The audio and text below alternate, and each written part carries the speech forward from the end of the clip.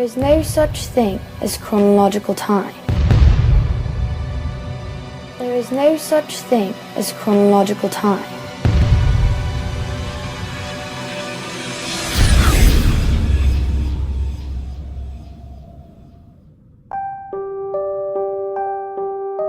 How long did summers last as a kid?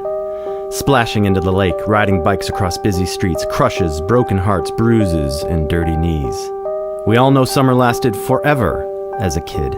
Everything was new. We really lived everything we did. And now? How long do they last in this world so mundane? I don't know about you, but I ache to live endless summers again. My obsession with time started early.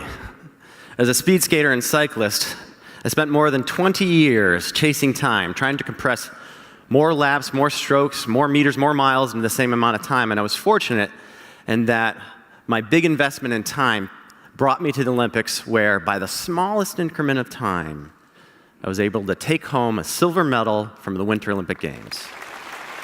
So you can imagine that small amounts of time really matter to Olympic athletes.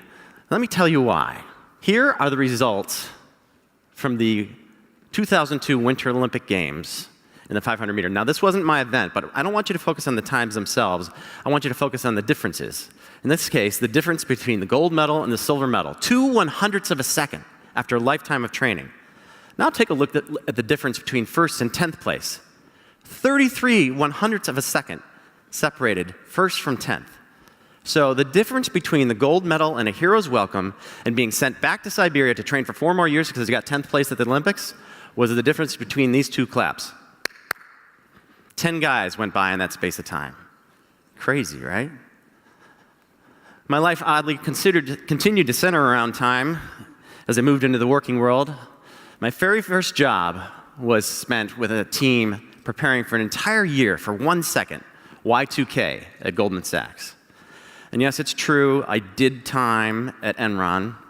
I built them trading systems to decrease trade times and increase trade velocity. And it was about this time in my life that my fascination with time morphed. And I began to notice a distinction between chronological and linear time and what I'll call experiential time. Now, chronological time, you all know what that is. It's like watch on your wrist, the clock on the wall. It's the way we make it to planes, trains, and meetings. But experiential time is anything but linear. It speeds up, it slows down, it stops. And we've all experienced this, right? You have the long, boring business meeting where you look at your watch after what seems like 3 hours and 20 minutes has gone by. And the inverse is true, right? A great friend comes in from out of town and you look at your watch after a few drinks and you think 20 minutes has gone by and 3 hours have gone by. But what made me crazy and fueled my obsession was this notion that time itself was accelerating. That each summer was getting shorter than the last. 98% of adults feel this, 98%. So life isn't just short, it's actively getting shorter. So I have some bad news for you. I've graphed this, I've done the math, and it's way worse than you think. When I made this graph, I was 43 years old, and according to the actual tables of somebody my height and weight, my life expectancy was 86. And I look around the room, there's a variety of ages here, but on average, we're not too far apart, so you're about half done, right?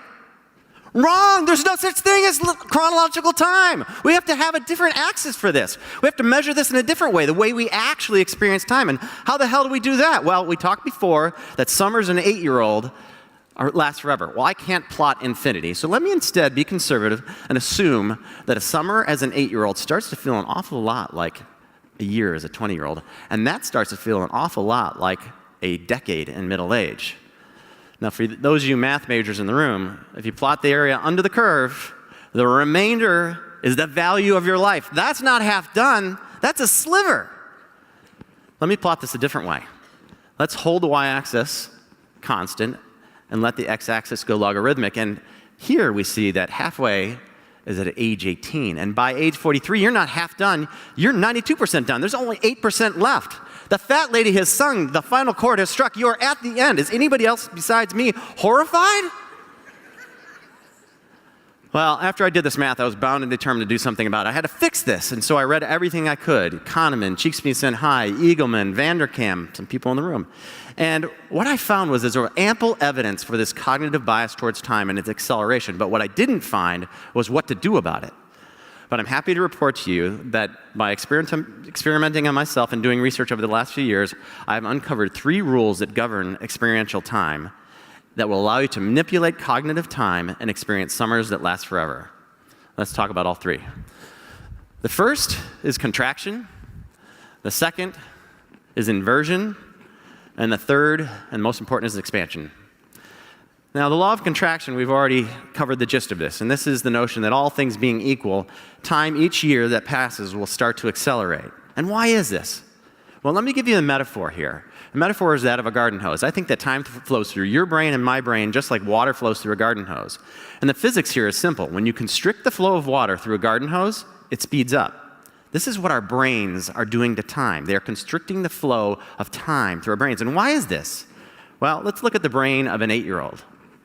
And instead of base times height for the aperture of this conduit, let's consider breadth of experience times depth of experience. And consider the life of an 8-year-old. Everything is new, right? So they have incredible breadth of experience, right? First baseball game, first time to the ocean, first time to Disney World, and they have incredible depth of experience, right? First crush, first win, skinned knees, broken glasses. They get into fights. 8-year-olds cry a lot. So their aperture for time is expansive, breadth and depth. And so time trickles through and summers last forever. Now let's consider a 20-year-old.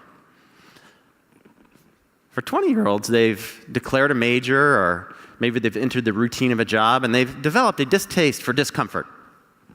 And so they generally try to avoid crying. And so their conduit for time in their brain starts to shrink. And it's at this point in life that most people start to feel that acceleration begin. And now let's look at middle age. At middle age, I know this wouldn't apply to you in the room, but many of the people I know in middle age have very routine lives. They do the same things, they go to the same places, they have the same commute to the same job with the same coworkers doing the same stuff. They eat at the same restaurants, they even go to the same places on vacation, and their conduit for time shrinks. And time begins to accelerate, and a decade begins to feel like a year. So what to do about it?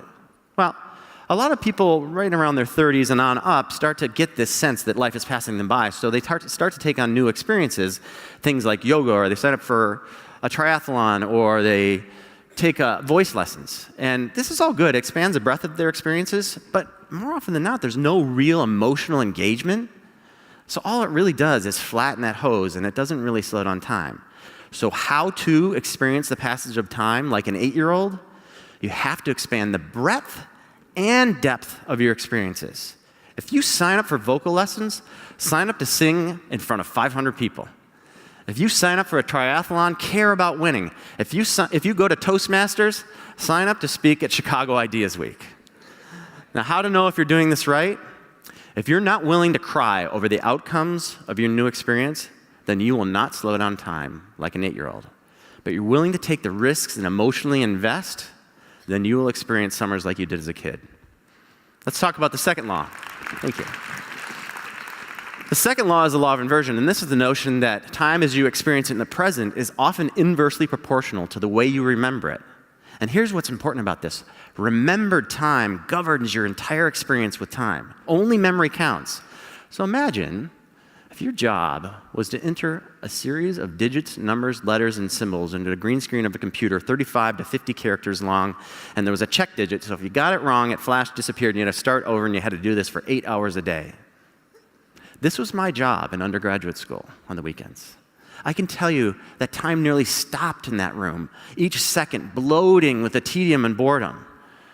Now let's look at another day. Think about that first day before a 7-day vacation. Take a half day at work, you fly into the office, you get through your task list, you run to the airport, you get on the plane, you get off, you take the cab to the airport, to the hotel, you go out on the beach, you take a walk on the beach, you have a nice sunset, you have a cocktail, a nice dinner, you take a night swim, and that whole day is over in a flash. So both of these are one linear day, yet one felt like an eternity in the present, and the other was a fleeting glimpse.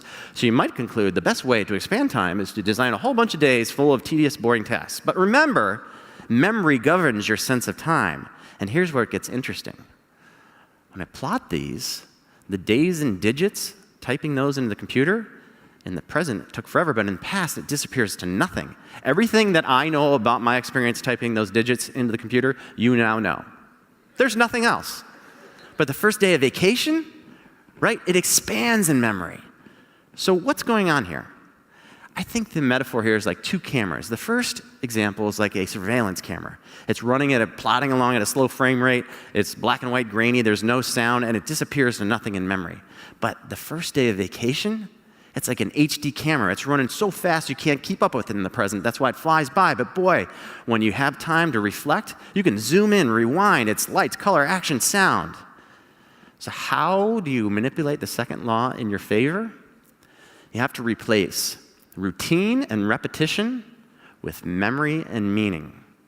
Yes, the days will fly by in the present, but they'll expand well beyond their hours in memory. All right, let's talk about the third law. The third law is the most counterintuitive, but the most important. And this is the notion that you can, in your life, design moments where your experiences and the environmental cues around you can actually not just slow and stop time, but actually expand and create time. Let's talk some physics for a second. If you take two clocks, put one on the Earth, put the other on a space shuttle, send it around the planet a few times, when it comes back, it's going to read a little bit slower than the first. We take this to the extreme. You put that second clock near a massive gravitational object, like a black hole, and there's a place near that object where time stops relative to the outside world. And that moment and location where time stops is called an event horizon. And I believe we can create event horizon moments in our life. Think for a moment, is there a day, an incredibly meaningful day, that you would trade away a month of boring days for in order to keep it? Take it to that extreme. Is there a minute, a moment of such scintillating beauty, of such gravity, intensity, and meaning that you would trade away an entire year of routine days for it? Well, what if you could orchestrate and design 5 of those a year or 10 of those a year? If you could do that, you wouldn't live 43 more years, you would live 430 more years. And there's a man who's done exactly that, and his name was Eugene O'Kelly. Eugene O'Kelly was the CEO of KPMG, and at age 57, Eugene O'Kelly was diagnosed with terminal brain cancer and given 90 days to live. What he did next was amazing. He designed the remaining moments of his life to maximize his time on Earth. And here's what he did. He recognized that people and experiences were what mattered most, and he separated all the people he loved into circles, and then he began unwinding them from the outside in to his core family by saying goodbye in the best way possible. So for the outer circles, peers, mentors, coworkers, he would just have a phone call or walk in the park, and he would express his gratitude for everything they'd done for him, and then he would say goodbye forever because he would not have time to say goodbye again. And then for the next 2 inner circles, he recreated the way they first bonded. This is family and friends and extended family. And they would do whatever they did the first time they met or when they really bonded, a baseball game or a specific restaurant. And it was right around this time that his experience with time began to morph, and he recognized that it was changing. And he began to create what he called, in his own words, perfect moments where time stopped. And finally, the most intense, his nuclear family and best friends. He had to say goodbye forever to them as well. And for them, he created bucket list experiences, things they would remember long after he was gone. And finally, the hardest part of all, he had to unwind and say goodbye to his 14-year-old daughter forever. And for her, he planned a trip to Prague and then to visit the Inuit. And if you remember anything from today, remember this. Right around 30 days into his last 90 days, Eugene O'Kelly recognized something that has fundamentally changed my life. He realized that he was going to live longer than if he had never gotten cancer at all. I love the last 2 lines in Eugene O'Kelly's book. The chapter begins with, "I was blessed. I was told I had 3 months to live." Every man dies. Not every man really lives. I don't know about you, but I want to really live. There is no such thing as chronological time.